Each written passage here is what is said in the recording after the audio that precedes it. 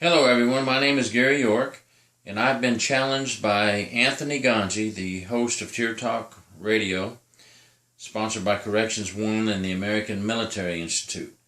And I'm accepting Anthony's challenge to discuss my experience in working in the Department of Corrections. After I left the military, I was in the United States Army Military Police, and I was a staff sergeant when I got out of the military.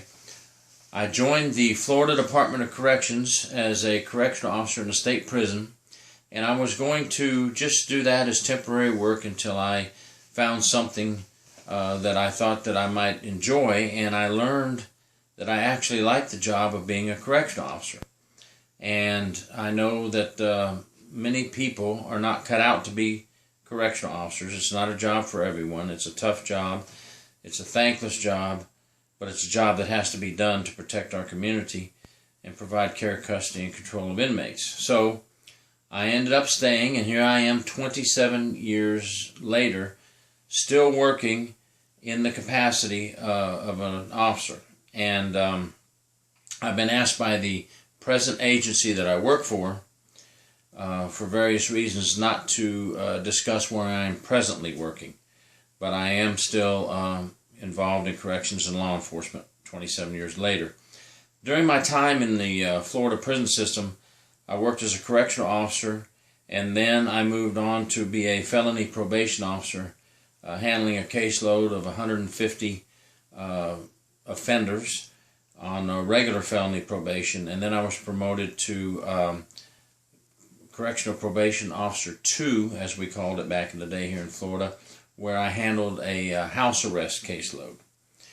And moving on from there, I interviewed with the Florida Department of Corrections for a investigative position with the Florida Senior Prison Inspector's Office, and I was accepted for that position. And for 12 more years, I worked civil, criminal, and administrative investigations within the Florida Department of Corrections.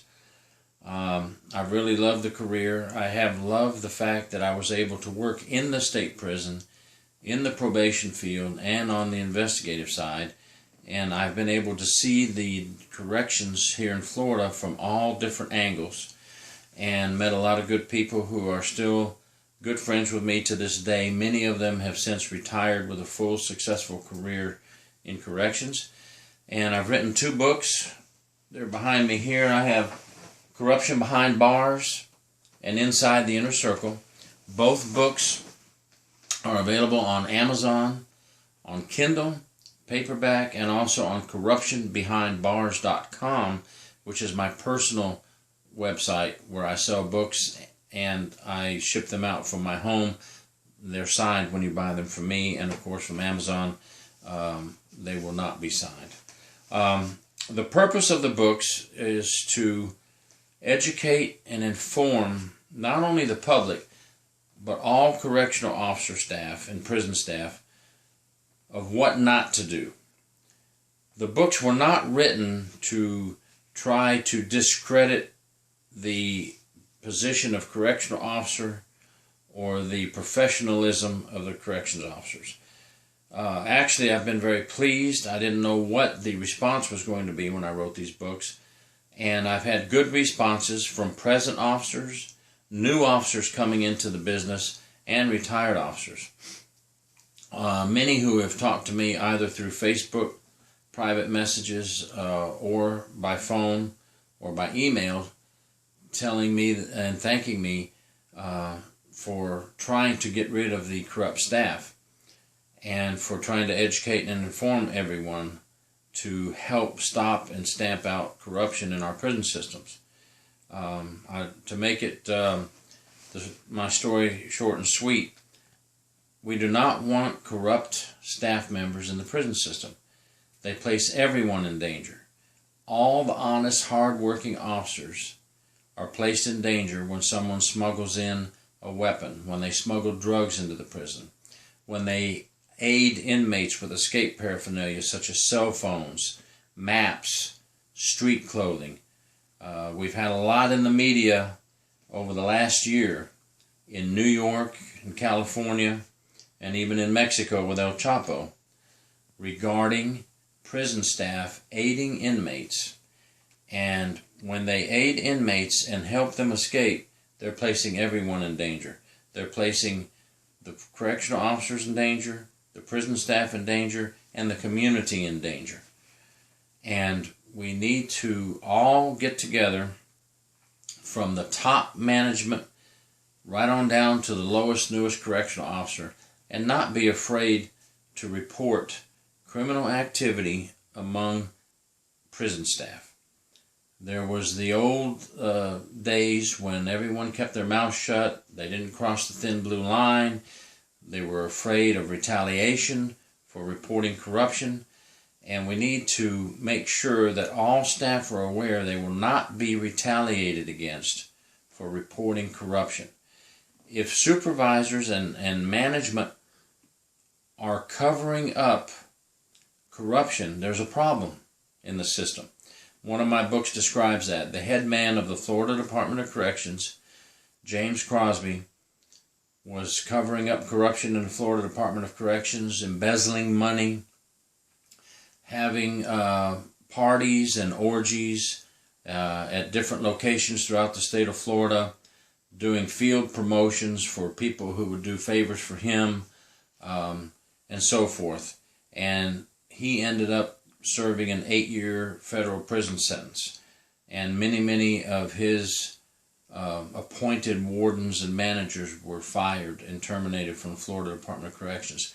A very embarrassing situation, and something you never want to see. So if your management is not cooperating, then it places everyone in fear to report corruption.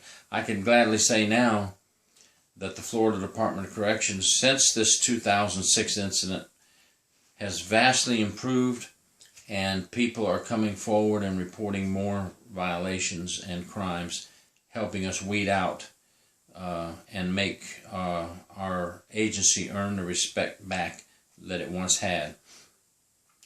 Being a correctional officer is a professional job.